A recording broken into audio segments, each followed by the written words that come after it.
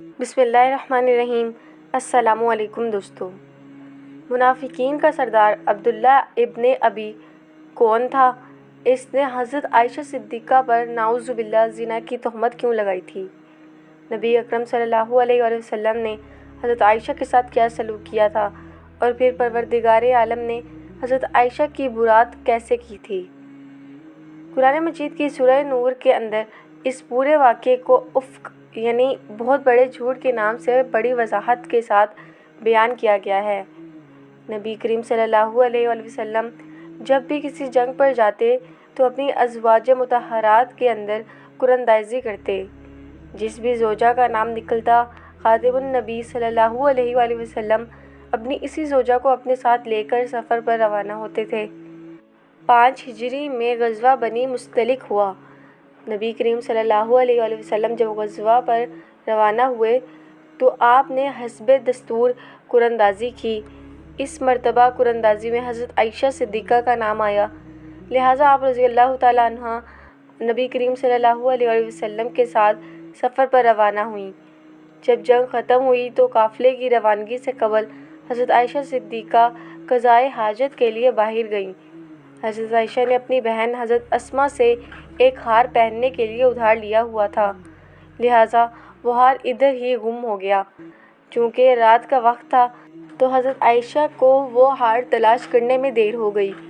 اس دور میں رواج تھا کہ خواتین ایک ہودج میں سوار ہوتی تھیں اور مرد اس ہودج کو اٹھا کے اونٹ پر رکھ دیتے تھے۔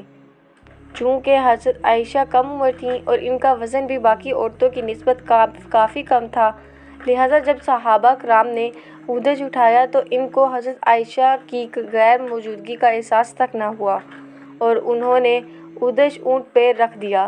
لہٰذا جب حضرت عائشہ واپس آئیں تو قافلہ کوچ کر چکا تھا۔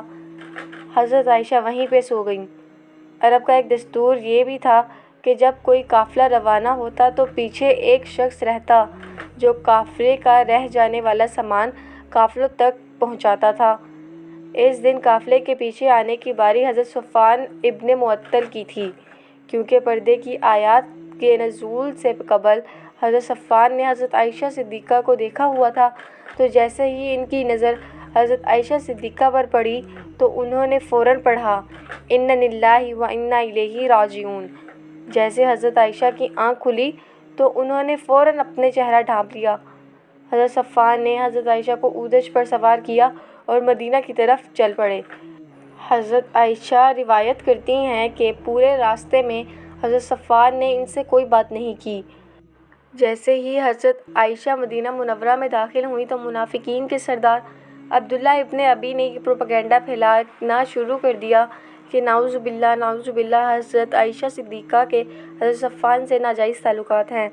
اس نے یہ پروپیگنڈا اتنی شدت سے پھیلایا کہ اس کی زد میں 2 صحابی جو کہ حضرت حسان بن ثابت اور مستہ ابن اثاثہ تھے وہ بھی آ گئے، اور ایک صحابیہ جس کا نام امنہ بنت حجش تھا وہ بھی آ گئیں۔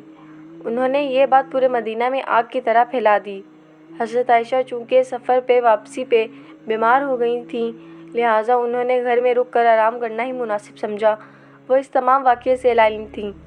ایک شب حضرت عائشہ حضرت مستہ ابن اثاثہ کی والدہ کے ساتھ باہر گئیں تو اچانک پاؤں کی ٹھوکر لگنے سے آگے کو جھکیں۔ حضرت مستہ ابن اثاثہ کی والدہ نے کہا کہ مستہ ہلاک ہو جائے، جس پر حضرت عائشہ نے تعجب کا اظہار کیا اور کہا آپ اپنے بیٹے کے لیے ایسے الفاظ کیوں بول رہی ہیں، حالانکہ وہ آپ کا بیٹا اور بدری صحابہ میں سے ہے۔ جس پر انہوں نے کہا کہ تمہیں نہیں پتہ کہ وہ عبداللہ ابن ابی کے ساتھ مل کے تم پہ کیا کیا الزام لگاتا پھر رہا ہے۔ حضرت عائشہ چونکہ اس پورے واقعے سے علم تھی تو انہیں شدید دکھ ہوا اور وہ اس دکھ سے بیمار ہو گئیں۔ نبی کریم صلی اللہ علیہ وآلہ وسلم بھی اس بات سے شدید غمزدہ ہوئے۔